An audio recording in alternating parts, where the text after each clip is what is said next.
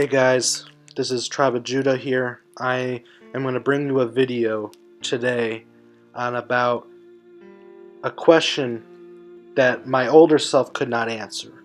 Many years ago, I was talking about God in school in one of my classes, and one of my friends said, who was very into science, and don't get me wrong, I believe science actually proves God more than it tries to disprove him. They can say it all they want, just the different views. But I'm here to try to answer the question that I didn't answer right many years ago. The question I was told was, since everything needed to be created, then who created God? I'm going to tell you this because this is a question that many atheists, many scientists will tell you. Many scientists will tell you this, if by your base, and they'll say based on your logic, then who created God? So then I'm going to answer this question, but I'm going to also tell you that a design demands a designer. 0 equals 0, 1 equals 1. The scientists that believe in evolution and believe that nothing came into something believe that 0 equals 1, because they kept going. It's like 1 plus 1 plus 1 plus 1, or 1 minus 1 minus 1, or something like that, where it equals 0, and then one of the answers that came out to being 1. Well, they had a mess up in one of the sections in the parentheses, or there was an extra 1 that they didn't need to have there. And so since it was a mess up, it doesn't prove anything. And so you can go look that up. Just look at the false math equation of 0 equals 1, and people will expose that. But I'm going to just throw that out there for you guys to understand that is still a false. That's not a right equation. If you have nothing today, and you have 0 in your lifetime, there will be a 0 at the end. If there's a 0 in the beginning, there will be a 0 at the end. If there's a 1 in the beginning, there will be a 1 at the end, unless you keep adding, obviously. But the point is that nothing equals nothing. 1 equals 1. 2 equals 2. So it doesn't take a rocket scientist to believe that. So now let's get to the big question. Who created God? Okay. So let's get into us. The reason why we ask that question is because we are humans.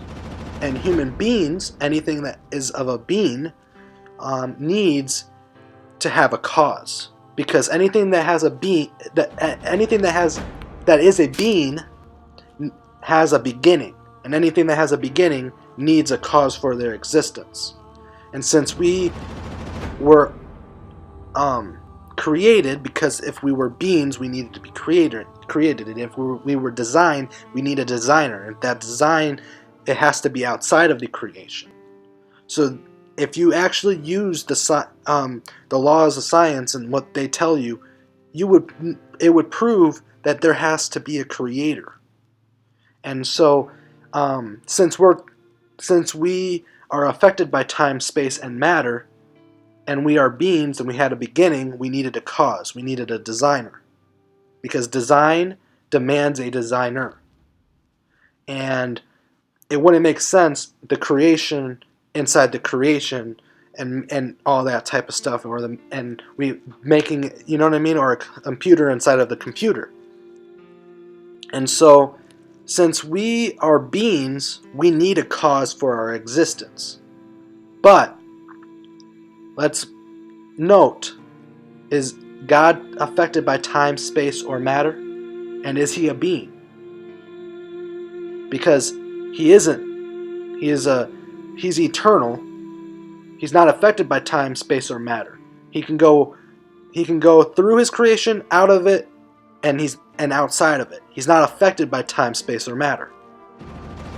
Because in order to create something, you cannot be affected by it. You're not God if you get affected by time, space, or matter. So since God is God, he isn't affected by time, space, or matter. And so since he isn't affected by time, space, or matter, and he's eternal, he does not need a cause for his existence. So since God doesn't need a cause for his existence, let's turn the question around. Since we are designed by something, then who designed us? And twist the question again. If evolution is real, then why haven't we seen results of evolution? And don't get me wrong, microevolution is existent. There is some evolution that is true. But the fact that something came from nothing is off course. And so, like I said, God is a creator.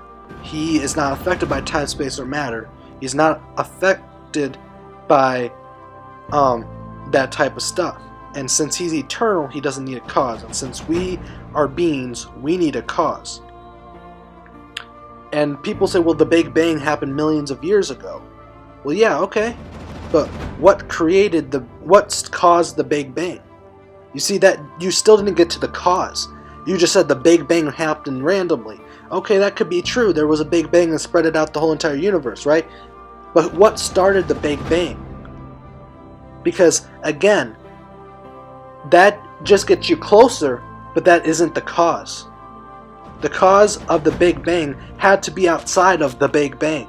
It had to be outside of the universe. It had to be outside of the creation. It had to be not affected by time, space, or matter. Because if God was affected by time, space, or matter, then he is not God. And if I can fit God in my 3-pound brain, as Kent, the debater guy I'll link to, says, then he's not worth worshiping. And so there's some things that we just can't understand because we are human. His ways are higher than our ways, and his thoughts are higher than our thoughts. But I can't ask you the question that God is not affected by time, space, or matter, and God is eternal. He does not need any proof of his existence. God says, I am the first and I am the last. There was none before me and there will be none after me. And so the evidence of his existence is everywhere.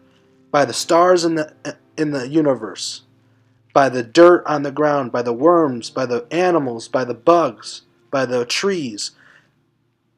Everything is his pouring out of his proof. He's proving his existence every single day. And so the point is that we got to stop asking who created God and start asking who created the universe. Because we know that if the universe had a Big Bang, what was the cause of the Big Bang? I'm going to leave you there on that question. Who created the universe? Earth was created 6,000 years ago in 6 days by God.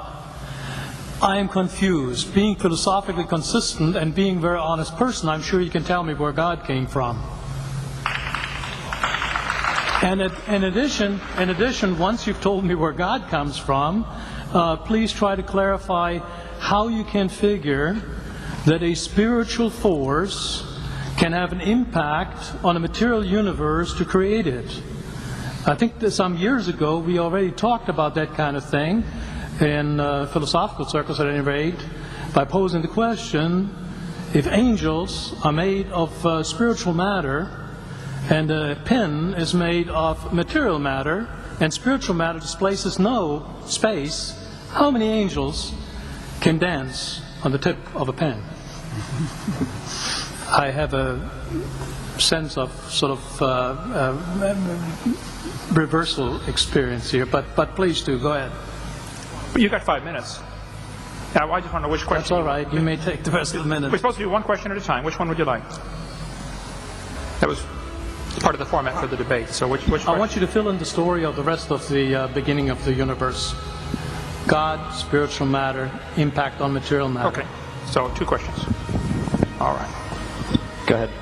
All right, your question, where did God come from, assumes that you're thinking of the wrong, obviously it displays that you're thinking of the wrong God, because the God of the Bible is not affected by time, space, or matter. If he's affected by time, space, or matter, he's not God. Time, space, and matter is what we call a continuum. All of them have to come into existence at the same instant. Because if there were matter but no space, where would you put it? If there were matter and space but no time, when would you put it? You cannot have time, space, or matter independently. They have to come into existence simultaneously. The Bible answers that in 10 words. In the beginning, there's time. God created the heaven, there's space, and the earth, there's matter. So you have time, space, matter, created a trinity of trinities there. Just, time is past, present, future. Space has length, width, height. Matter has solid, liquid, gas. You have a trinity of trinities created instantaneously. And the God who created them has to be outside of them. If he's limited by time, he's not God. The guy who created this computer is not in the computer. He's not running around in there changing the numbers on the screen, okay? The God who created this universe is outside of the universe. He's above it, beyond it, in it, through it. He's unaffected by it. So the concept that a spiritual force cannot have any effect on a material body, well then I guess you'd have to explain to me things like emotions and love and hatred and envy and jealousy and rationality. I mean, if your brain is just a random collection of chemicals that form by chance over billions of years, how on earth can you trust your own reasoning processes and the thoughts that you think? Okay? So, your question, where did God come from, is assuming a limited God. And that's your problem. The God that I worship is not limited by time, space, or matter. If I could fit the infinite God in my 3-pound brain, he would not be worth worshiping, that's for certain. So that's the God that I worship. Thank you.